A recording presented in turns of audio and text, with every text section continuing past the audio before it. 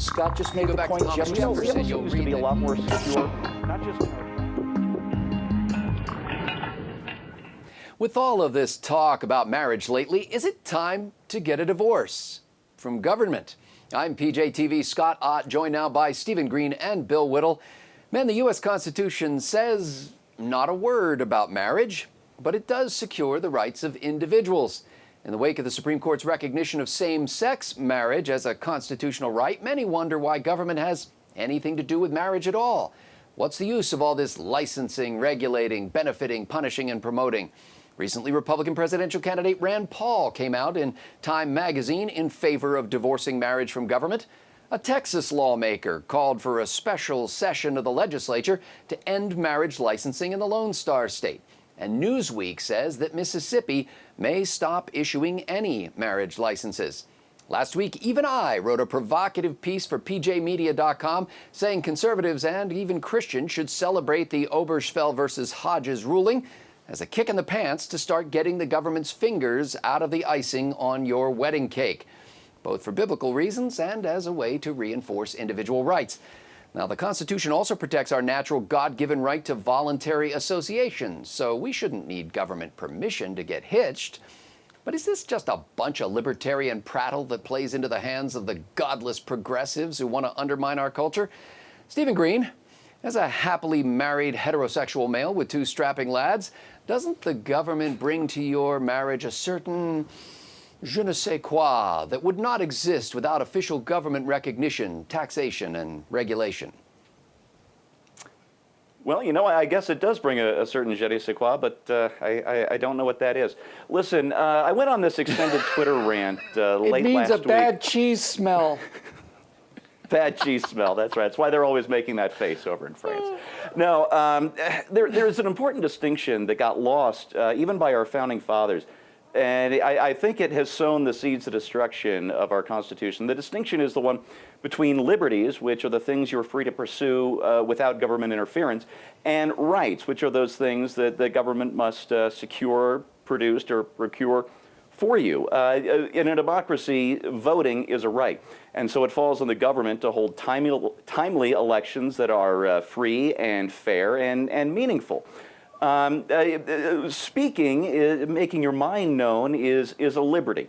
You are free to speak your mind, but government doesn't have to provide you with a microphone. Now, marriage is a liberty. I think you are free to choose the partner who makes you the happiest, whether that's the woman of your dreams or the man of your dreams or whatever that is. Just, you know, no animals or children. There's consent is still a thing here.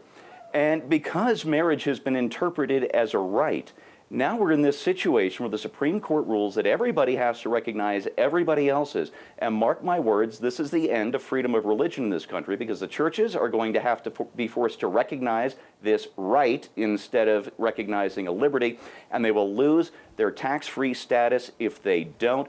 Churches are going to be made to toe the line in Washington, and that, my friends, is the end of freedom in this country. Good sense is still a thing? I was looking forward to the day when good sense would become a thing. Bill Whittle, you're a single guy. If all of us earned the same wage, all three of us, and took the company health insurance plan, you would be getting cheated, since the family plan that Steve and I would get is worth a lot more. But are advocates of so-called privatizing marriage simply playing into the hands of liberals who want to destroy this vestige of sacred, or at least nominally exclusive, intimate pairing?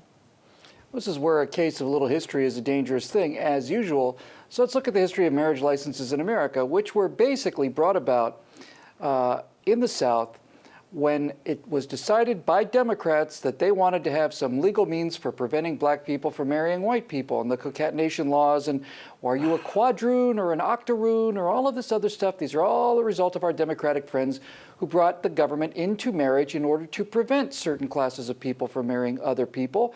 And of course, this is the source of all of the gay marriage issues today. If you do as Rand Paul suggested and others suggested, if you remove the coercive power of government from marriage, you're left with marriage being what it should have been in the first place, which is either one of two things. It might be both, but it's usually at least has to be one of these things. Marriage is either a religious ceremony to bind two people together spiritually, or It's a contract between two people. If it's not a legal contract, then the word marriage has no definition. It's no different than just shacking up with somebody. So it's either a religious ceremony or a contract, and the government doesn't have to be involved in either, and in fact, it shouldn't. It's the government's coercive power that's the problem here. Because as you say, Scotty, or as I've been saying anyway, I looked at the U.S. Constitution. There's nothing in there about gay marriage, and there's nothing in there about straight marriage either. Nothing.